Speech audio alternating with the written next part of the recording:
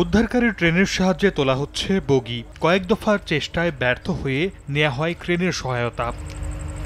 রোববার নীলফামারী থেকে ছেড়ে আসা চিলাহাটি এক্সপ্রেস ট্রেনটি গাজীপুর ও মৌচাকের মাঝামাঝি এলাকায় পৌঁছালে হঠাৎ লাইনচ্যুত হয়। তাৎক্ষণিকভাবে যাত্রীরা শিকল টেনে ট্রেনটির গতি রোধ করে। বড় কোনো দুর্ঘটনা না হলেও 4টি বগি লাইনচ্যুত হওয়ার পাশাপাশি ক্ষতিগ্রস্ত হয় প্রায় 1 কিলোমিটার রেলপথ। এতে বন্ধ হয়ে যায় ঢাকার সঙ্গে উত্তরাঞ্চলের রেল যোগাযোগ। খবর পেয়ে ক্ষতিগ্রস্ত বগিগুলো উদ্ধারে কমলাপুর থেকে যায় উদ্ধারকারী ট্রেন। একদিকে চলে উদ্ধার কাজ, অন্যদিকে চলে রেল লাইন মেরামত। লাইন বন্ধ থাকায় ঢাকা থেকে উত্তরগামী কোনো ট্রেনই কমলাপুর ছেড়ে যায়নি, প্রবেশ করতেও পারেনি কোনো ট্রেন। শিডিউল বিপর্যয় দেখা দেয়ায় ভোগান্তিতে পড়েছেন যাত্রীরা। বলতেছে আসবে, বিলম্বে হবে, এখন কখন যে হবে এটা এখনো বলে না। আমরা এই জায়গায় প্রায় 2 ঘন্টার উপরে দাঁড়ানো, আমাদেরকে কাউন্টার থেকে কোনো কিছু বলে না। অনেক কোনটা দাঁড়ায় আছে টিকিটে কেবল একটা একটা করে ব্যাগ দিতেছে।